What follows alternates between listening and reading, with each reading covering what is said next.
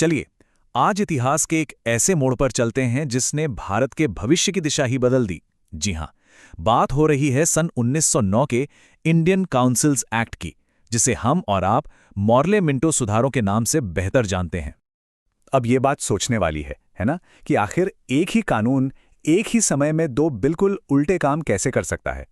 एक तरफ तो इसने भारतीयों को शासन में ज्यादा भागीदारी का दरवाजा दिखाया, पर दूसरी तरफ इसने ऐसी दरारें भी पैदा कर दी जो वक्त के साथ बढ़ती ही चली गईं। तो चलिए मिलकर इस गुत्थी को सुलझाते हैं। तो कहानी की शुरुआत होती है 20वीं सदी के पहले दशक से। उस वक्त भारत की राजनीतिक हालत समझिए एक प्रेशर कुकर जैसी थी। राष्ट्रवाद की भावना उबाल पर थी और ब्रिटिश राज के खिलाफ गुस्सा और बेचैनी हवा में साफ महसूस की जा सकती थी। इस प्रेशर को बढ़ाने वाली कुछ बड़ी घटनाएं हुईं। सबसे पहले 1905 में हुआ बंगाल का विभाजन। अरे इसने तो जैसे पूरे देश में आग ही लगा दी। फिर ठीक अगले साल 1906 में आगा खां कुछ मुस्लिम नेताओं को लेकर वाइसरॉय लॉर्ड मिंटो से मिले। इसे ही शिमला डेप्यूटेशन कहते हैं, और उन्होंने वहां एक बहुत बड़ी मांग रखी, मुसलमानों के लिए अलग यानी सेपरेट इलेक्टोरेट्स की। और देखिए उसी साल ढाका में मुस्लिम लीग भी बन गई। मतलब अब इस मांग के पीछे एक पूरा संगठन खड़ा हो गया था। अब इतना सब कुछ हो रहा था तो अंग्रेजों पर दबाव तो पड़ना ही था। तो लंदन में बैठे secretary of state John Morley और यहाँ भारत में वाइसरॉय लॉर्ड मिंटो, इन दोनों ने मिलकर एक प्लान बनाया। मकसद साफ था, जो नरमपंथी नेता थे और जो मुस्लिम लीडर्स थे, दोनों को थोड़ा खुश करके मामले को शांत किया जाए। तो ये जो सुधार आए ऊपर ऊपर से देखने में तो बड़े जबरदस्त लगे। क्या क्या था इसमें? भाई सेंट्रल और प्रोविंशियल काउंसिल दोनों का साइज बढ़ा दिया गया। भारतीय मेंबर्स को अब बजट पर बहस करने और सप्लीमेंट्री सवाल पूछने तक का हक मिल गया। और सबसे बड़ी, सबसे ऐतिहासिक बात, पहली बार किसी भारतीय को वाइसराय की टॉप टीम यानी एग्जीक्यूटिव काउंसिल में जगह दी गई। और बदलाव कितना बड़ा था इसका अंदाजा इस एक नंबर से लगाइए, 60। जो सेंट्रल लेजिस्लेटिव काउंसिल थी उसमें पहले होते थे सिर्फ 16 मेंबर्स, और उसे एक झटके में बढ़ाकर कर दिया गया 60।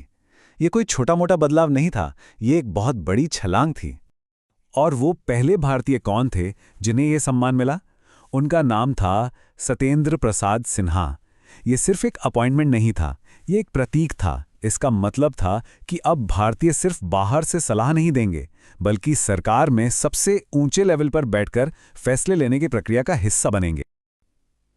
लेकिन कहानी में एक ट्विस्ट था। इन सब अच्छी अच्छी बातों के पीछे एक ऐसा क्लॉज छिपा हुआ था, एक ऐसी शर्त थी जिसने आगे चलकर सब कुछ बदल दिया। और इसका असर इतना गहरा हुआ कि आने वाली कई पीढ़ियों ने उसे महसूस किया। ये था पृथक निर्वाचक मंडल का कॉन्सेप्ट, या जिसे अंग्रेजी में कहते हैं सेपरेट इलेक्टोरेट्स। इसका मतलब क्या था? बहुत सीधा, कि मुस्लिम कैंडिडेट के लिए वोट सिर्फ मुस्लिम वोटर ही डालेंगे। एक तरह से राजनीति को धर्म के आधार पर आधिकारिक तौर पर बांट दिया गया। और बात यहीं खत्म नहीं हुई, ये बंटवारा और भी गहरा था। वोट देने का जो हक था उसके लिए भी अलग अलग नियम बना दिए गए। मतलब एक मुस्लिम को वोटर बनने के लिए कम इनकम की शर्त थी, जबकि एक हिंदू के लिए इनकम की शर्त ज्यादा रखी गई थी। सोचिए, एक ही देश, एक ही कानून, लेकिन दो समुदायों के लिए दो अलग अलग पैमाने। और इसी एक कदम की वजह से लॉर्ड मिंटो का नाम इतिहास में हमेशा के लिए एक खास उपाधि से जुड़ गया। उन्हें कहा जाने लगा सांप्रदायिक निर्वाचक मंडल का जनक, the father of the communal electorate. ये एक ऐसा टाइटल है जो उनकी सारी विरासत पर एक बहुत बड़ा सवालिया निशान लगा देता है। तो अब सवाल ये है कि इन सुधारों को हम आखिर देखें कैसे? क्या ये एक जरूरी कदम था या फिर ये एक बहुत बड़ी ऐतिहासिक गलती थी? चलिए सिक्के के दोनों पहलुओं को समझने की कोशिश करते हैं। तो देखिए, एक तरफ तो इसके फायदे थे, जाहिर है भारतीयों की भागीदारी बढ़ी, एक तरह से पार्लियामेंट्री सिस्टम की नींव पड़ी। लेकिन दूसरी तरफ इसकी आलोचना भी जबरदस्त हुई। सबसे बड़ा आरोप यह था कि इसने सांप्रदायिकता को कानूनी मान्यता दे दी। ये अंग्रेजों की फूट डालो और राज करो की नीति का एक हिस्सा था। और जो अधिकार दिए भी गए वो बस नाम के थे। मतलब एक ही चीज के दो बिल्कुल अलग अलग चेहरे थे। देखिए, 1909 के इन सुधारों की परछाई बहुत बहुत लंबी साबित हुई। इसका जो असली और सबसे बड़ा असर था वो फौरन नहीं दिखा। उसे समझने के लिए हमें कहानी में थोड़ा और आगे चलना होगा, अगले लगभग 40 साल के सफर पर। ये जो आप देख रहे हैं ये एक सीधी लाइन है। 1909 में जो बीज बोया गया था, उसे 1919 के मॉन्टेग्यू चेम्सफोर्ड रिफॉर्म्स में और खाद पानी मिला। फिर 1935 के गवर्नमेंट ऑफ इंडिया एक्ट ने उसे और बड़ा कर दिया, और ये जो सांप्रदायिक राजनीति का पौधा था, वो इतना बड़ा और जहरीला हो गया कि आखिरकार 1947 में इसने देश का बंटवारा ही करा दिया। और इस पूरी कहानी का सार शायद महात्मा गांधी के एक वाक्य में छिपा है।